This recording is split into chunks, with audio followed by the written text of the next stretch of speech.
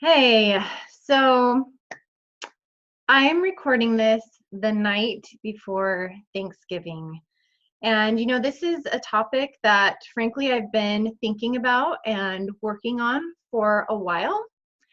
And all of a sudden I had this really strong impression of, no, get this out right now.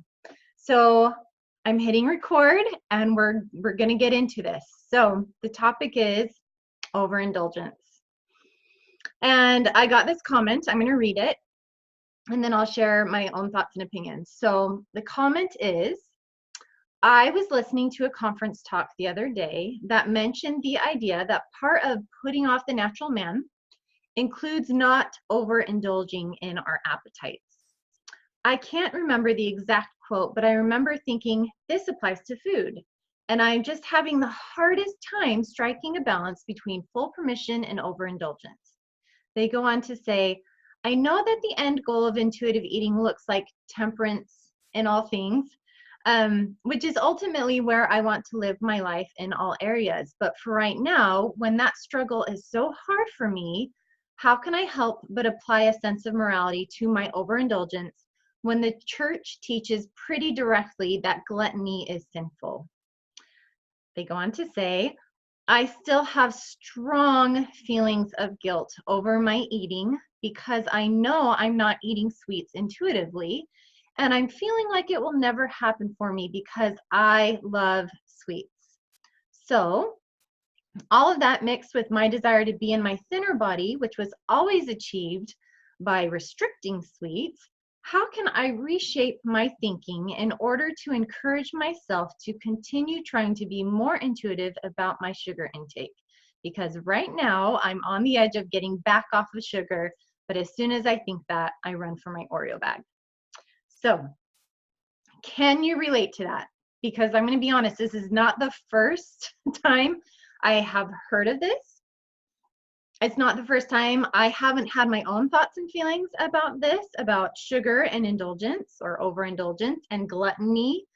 So I love this comment, this question, because I think it's common, especially for those who are spiritual or Christians or faith-based people. And so here are my thoughts. So bear with me. I'd like to know if this question, comment, if that's something you can resonate with, something you can relate to, and then after I share my own thoughts and opinions, I'd love to hear if it's helpful and if it kind of answers some of the doubts that you might be having or relieves some of the tension you might be feeling. Okay, so first off, restriction leads to overindulgence. Secondly, overindulging in and of itself is not inherently wrong or bad, and it certainly does not make you a sinner. It means you're human, okay? And it's a part of normal eating, both of which are nothing to be ashamed of. There's nothing wrong with indulgence. Moderation for some can still be restriction, which again leads to rebellion. You are allowed to find pleasure in food or anything else, okay? I think this is one of those fine lines where the adversary can sneak in through diet culture under the guise of piety. If you want the cookie, eat it and move on. Fear, guilt, and shame aren't from God, and if there's a certain limit to an amount or type of food that's considered just right, then that's an opportunity to check in. Food morality of any kind is worth paying attention to. How can we neutralize food if we still consider certain choices as wrong or less than? Maybe you don't feel well physically or spiritually, when you eat a certain way. It still doesn't mean that that food is inherently bad or that you are bad for eating it. You get to choose what to eat and how you want to feel. That would be honoring your health with gentle nutrition. Personally, I don't feel super great sometimes when I eat a lot of sugar. But I do know that it's very different for other people, and that's okay too. Your body, your choice. Their body, their choice. But it's not that sugar is the problem. It's just food. You you wouldn't feel good like overindulging in broccoli either. So like here's a funny example. When you eat 3 bowls of ice cream and you feel sick, what do? You blame the ice cream, right? I can guarantee eating 3 big bowls of broccoli would probably make you sick too. But no one would ever blame the broccoli. No one would ever say, oh, I ate too much lettuce today. You don't hear that. You don't. And that is because of food morality. Because we've made sweets mean something.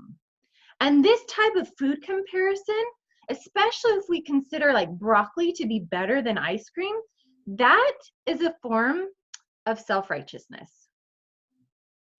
Not only do we feel bad about ourselves, but there's a part of us that feels better than others. And that is what I'm trying to point out. Not that you're self-righteous because you don't enjoy eating lots of sugar. That's not what I'm saying. Please know that I completely support your ability to nourish yourself, whether that means you decide to eat sugar or not. It's just so important to be aware of food rules turning into food fears, even if they're well-intentioned, because doubt can cause disconnection from not only our physical self, our physical body, but also our spiritual one. And when we restrict, we disconnect from ourself, from others, and even from God. So if you find yourself overindulging, drop the judgment and get curious. What are you restricting? This could look like restriction with both the quality and quantity of certain foods, but it can also be reflective of other forms of restriction not related to food. It could be anything else in your life. So check in and see if you've been limiting yourself in other areas of your life. What is it that you're really craving? Do your food choices or your eating habits represent something else that might be missing for you? Is there anything that you need to address physically, mentally, emotionally, or spiritually? How can you experience more of what you want? What do you want? And when is the last time you connected with your body or spirit? Those are all great questions to ask. The truth is, there is no right or wrong way to eat intuitively. Food choices and habits will and should be different. They should look differently from one eater to another. Be careful of turning intuitive eating into another diet with restrictive food rules. It won't work. Every time you question your ability to eat intuitively is questioning your ability to trust in your body and in the one who created it. Let go of the outcome that intuitive eating looks a certain way. Give yourself permission to eat freely without making it mean something about you or about someone else. Honor your inner wisdom. Remember your worth. Because what it all comes down to is that you are trustworthy and capable of nourishing yourself. Okay? So I get a little worked up, a little pulpit poundy, but I felt so strongly to share these thoughts and these impressions with you, especially as we head into the holiday season, which is fraught with food fear and body guilt. And it doesn't have to be that way. There's another option.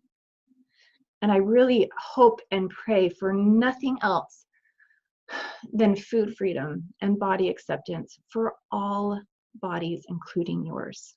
Okay? So hang in there and take care.